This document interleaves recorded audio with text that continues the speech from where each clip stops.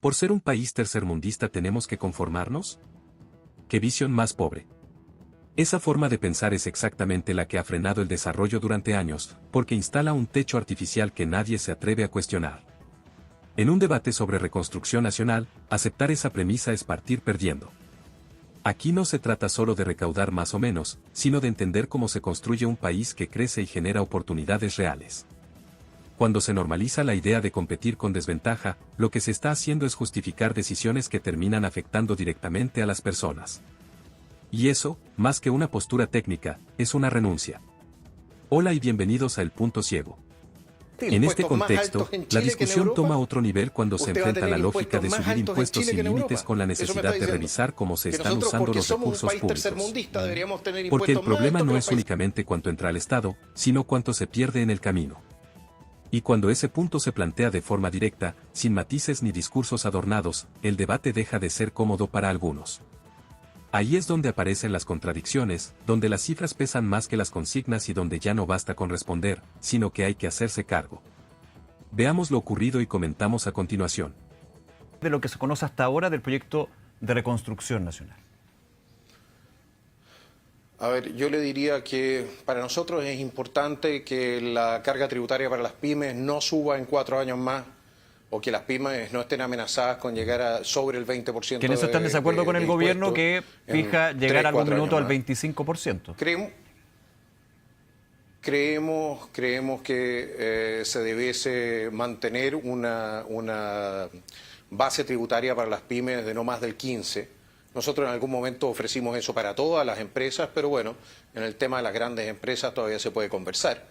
Pero las pymes deben tener una cierta certeza porque son las que más empleo generan por lo demás en nuestro país y nosotros necesitamos que hagan utilidades para poder también pagar buenos sueldos y poder crecer. Queremos muchas grandes empresas, pero esas grandes empresas nacen normalmente como pequeñas y después se transforman en medianas. Entonces, si no les ayudamos a crecer, bueno, la cosa se hace difícil. Lo otro que nos parece relevante sería aprovechar esta oportunidad para ir avanzando con la eliminación de todas las contribuciones a la primera vivienda, no solamente para los mayores de 65 años. ¿Y eso es factible? ¿Lo ve factible? Es perfectamente factible, mire. Si al más final allá de lo profundo en términos de lo que ustedes han expresado, y también hay que decirlo, en la campaña, José Antonio Kast, en términos de que aquí hay un doble impuesto para quien ya ha pagado los impuestos de su hogar. Pero pensando en lo de los 65%, de 65 años menos, sí es factible en términos de un Estado que recauda menos, que va a recaudar menos con este proyecto y que por sobre todo tiene una complicación en términos de las comunas que viven su presupuesto del Fondo Común Municipal, gran parte desde las contribuciones. Sí, lo más importante es que cuando usted recauda menos, usted gaste menos y también muy importante que usted malgaste menos. Cuando usted tiene 50% de las comunas de Chile fiscalizadas por la Contraloría por malgasto, bueno, ¿qué quiere que le diga? Cuando se gastan más plata en fiesta que en ayudas sociales, bueno, ¿qué quiere que le diga? La verdad es que no se justifica en este momento el nivel de gasto de las municipalidades de la mano de, por ejemplo, estudios como la UDD, creo que fue la que hizo un estudio donde llegó a la conclusión de que casi el 70% del gasto de muchas municipalidades se hacía mal o efectivamente llegaba a los bolsillos equivocados. Mire, yo creo que toda la ciudadanía está de acuerdo que un paradero de micro no debiese costar 30 millones de pesos, ¿no es cierto? Como hay algunos que construyen por ahí que yo creo que vienen con sauna y vienen con TV cable. La corrupción, el malgasto de recursos públicos tiene que terminar y entonces va a alcanzar la plata también. Y si es por el tema de los ingresos, nosotros estamos perfectamente disponibles a conversar sobre otra fuente de ingresos para el Fondo Común Municipal. Pongámosle, por ejemplo, el impuesto al tabaco. ¿Qué le parece? Más impuesto al tabaco, por ejemplo. Lo inyectamos al los Fondo impuestos Común correctivos, Municipal y sobre esa base, y sobre eso. Por ejemplo, ¿por qué no? ¿Por qué no? Hay otros países donde el impuesto, por ejemplo, a las bebidas, a los alcoholes va a las municipalidades. ¿Por qué tiene que ser necesariamente el de las contribuciones, que es un impuesto tan odioso por lo demás? Porque usted tiene que pagar por lo que tiene, no por lo que gana. ¿Me explico lo que voy? Yo entiendo. A ver, es interesante ese punto. Déjeme quedarme ahí un segundo. Usted dice los impuestos correctivos, por ejemplo, al tabaco, a las bebidas azucaradas, hay evidencia también de eso, pero usted dice subirlos, pero que esos impuestos, lo que se recaude por esos impuestos, destinarlos directamente, por ejemplo, al Fondo Común Municipal, que ahí también hay una diferencia. Por ejemplo. No planteé subirlos, planteé no. Solamente destinarlos. Que yo no entendí subirlo, para el tabaco, por ejemplo. No, Okay. Si yo no soy una persona que quiera incentivar el comercio de cigarrillos bolivianos. Ya, porque claro, eso podría incentivarlo. Usted dice redirigir lo que es la recaudación de los impuestos correctivos, por ejemplo, al Fondo Común Municipal. Por ejemplo, un impuesto correctivo usted tiene ahí en el impuesto al tabaco, creo que son 1.400 millones de dólares. Así es. Ahí hay una Entonces, opción. que dejen de llorar los alcaldes. Y el problema que tienen, aquí les estamos haciendo un favor. No solamente les estamos ofreciendo, o se puede generar un reemplazo al impuesto sino que le estamos permitiendo mirar a sus vecinos a la cara y a los ojos sin tener la sensación de estarle amenazando la propiedad a los vecinos. Uh-huh. Ya, déjeme llevarlo un punto también en discusión, no solamente sobre contribuciones, podemos llevarlo también al impuesto corporativo, lo regresivo que es ese tipo de medidas, que finalmente, y esa es la mirada que tienen, por ejemplo, desde la oposición, que va a beneficiar a unos pocos por sobre unos tantos, lo pongo así. Mire, Irlanda tiene un impuesto corporativo de 15% y creció 12,5% el año 2025. No digo que sea automático que usted con impuestos bajos vaya a tener un crecimiento más alto, pero algo está claro. Después del impuestazo que se pegó el señor Arena, se desplomó el crecimiento económico en Chile. No hemos tenido crecimiento per cápita, es decir, por cabeza, en más de 10 años.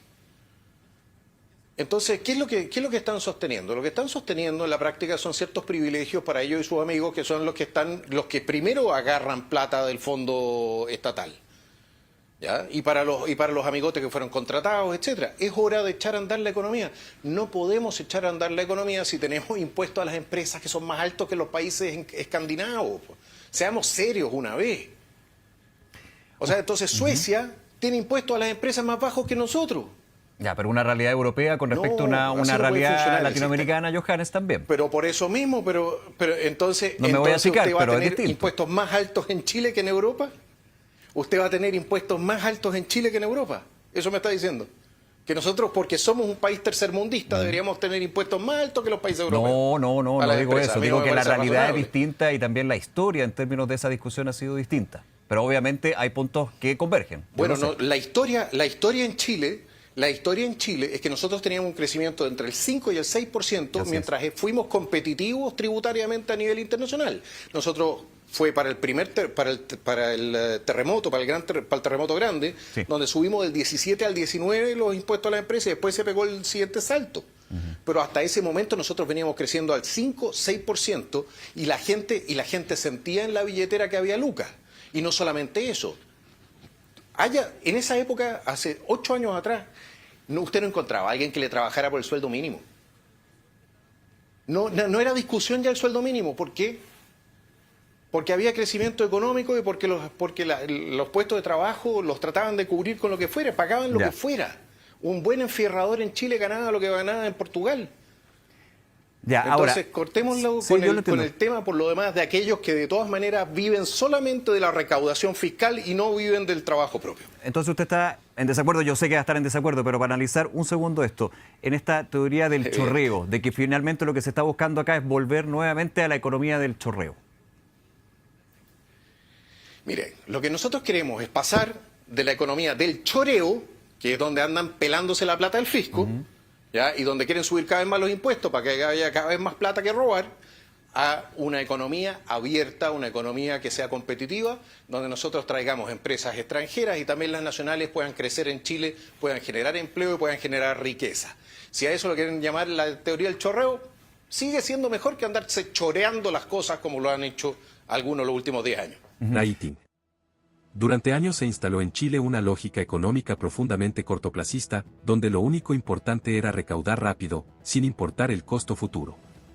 Se subieron impuestos de forma sistemática, se castigó a las empresas y se desincentivó la inversión, todo bajo la promesa fácil de soluciones inmediatas. Pero esa promesa era falsa. El resultado no fue más bienestar, fue exactamente el contrario, menos crecimiento, menos empleo y una economía cada vez más estancada. Hoy ese deterioro ya no se puede esconder, y lo están pagando principalmente las nuevas generaciones. Jóvenes que enfrentan un escenario mucho más precario, donde acceder a una vivienda propia dejó de ser una meta realista. Ni siquiera con crédito alcanza, porque simplemente no hay respaldo económico. Lo más grave es que esta lógica no solo no se ha corregido, sino que todavía hay quienes la defienden como si fuera responsable.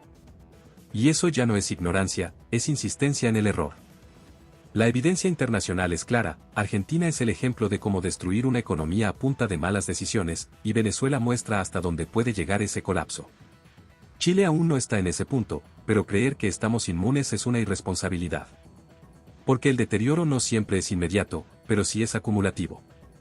Y cuando finalmente explota, ya no hay discurso que lo salve ni ajuste que lo corrija a tiempo.